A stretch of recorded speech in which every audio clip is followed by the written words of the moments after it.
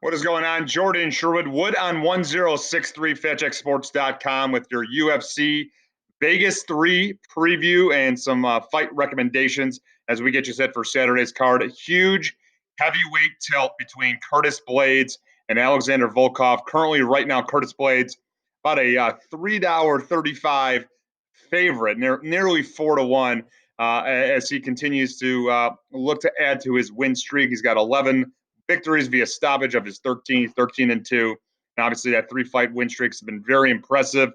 The one knock on him has been Francis Ngannou, a guy that he's faced twice and lost to twice. So, as the UFC might promote this as a number one contender fight, the winner gets a title shot. Well, they have to wait until Francis Ngannou gets his rightful shot at either Daniel Cormier or Stipe Miocic, who will fight August 15th at UFC 252, I believe it is. Or is it 253? The numbers are so confusing these days. It's 252 as I think about it. Now we're hearing Francis Ngannou might be an alternate for that heavyweight fight. So actually, it does make this fight ever more interesting. The other factor going into this fight against Alexander Volkov, 31-7.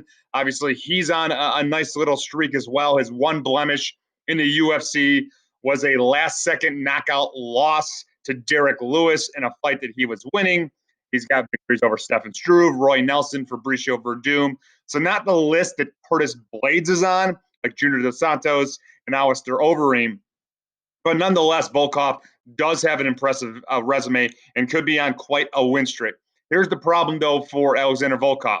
He's faced an outstanding wrestler with ever-improving striking in Curtis Blaydes, and once again, we're factoring into the smaller cage. Now, a lot of people are pointing now that the smaller cage is leading to more finishes, more knockouts, a shorter amount of time spent in the cage.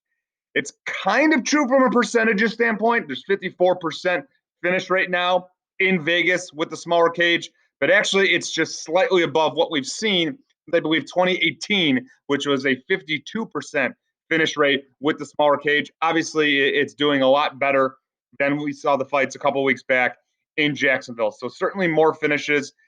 We're certainly recommending Curtis Blaydes. It's not going to be one of our picks available at FactCheckSports.com. Just believe the combination of his ever-improving striking, the wrestling, and the fact that we've seen Alexander Volkov go to the ground before. He's going to need spacing to let loose of his long reach, his boxing, even though it's a 1-inch reach advantage against Curtis Blaydes. But to get set, utilize his striking. It's not going to be enough. Curtis Blaydes with constant pressure, good cardio. He can get takedown after takedown after takedown. So we're expecting a finish. We're expecting the under. But neither one of those are going to be recommended plays, FatCheckSports.com. We're also looking heavily at the co-main event. Shane Burgos, Josh Emmett, outstanding fight, bonkers of a fight. Burgos on a 3-fight win streak. His only blemish in the UFC featherweight division is Calvin Kattar, who now is fighting in a headlining fight against Dan Ige in Fight Island. Here's a guy in Burgos constantly pressuring, landing multiple combinations. He actually lands the most amount of significant strikes in the UFC featherweight division per minute, about 7.5 significant strikes. Josh Emmett, not as active, but he has an absolute cannon for a right hand. He's 3-1 in his last 4 fights. All 3 of those victories are via finish. The one loss was a brutal knockout loss at the hands of Jeremy Stephens. But since that time, since that loss, where he had a fractured orbital bone, busted up jaw, tremendous amounts of surgery that were needed to take place, he had a victory over Michael Johnson in the 3rd round in a fight that he was losing and losing pretty handily. And then he knocked out Mercedes Bektik with a great jab and follow-up hammer fists in his last time out. We're expecting a similar fight to the one that he had against Michael Johnson. Burgos will be the speedier fighter. He'll definitely be, the better cardio guy. 29 years of age compared to 35 of Josh Emmett. Josh Emmett's going to have to land that massive overhand right because we've never seen him rely on his wrestling to get a victory. We're recommending Shane Burgos in this fight. It's a free play. We're also recommending the over. A decision victory for Shane Burgos is what we're looking at as possibly the victory. We also like Roosevelt Roberts over Jim Miller. This will be certainly the young Roberts' toughest test to date. Jim Miller, 35-fight veteran of the UFC. Always love his fights.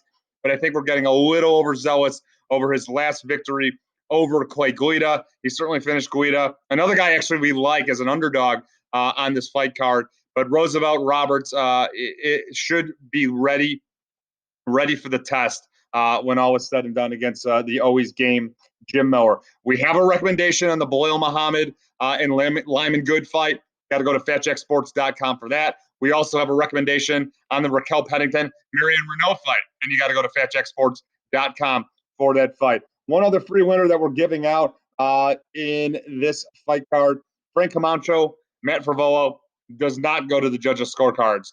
That is going to be a barn burner of a fight. We're expecting to finish into that as well.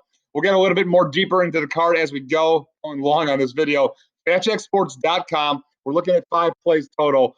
We talked about 2 of them already that will be released. We gave out that free winner, Shane Burgos. We expect him to make it 4 wins in a row. He's one of the bright stars of the UFC featherweight division, but it'll be a very tough test against the always game Josh Emmett, always coming from Team Alpha Male as well. They're certainly on a bit of a streak as well.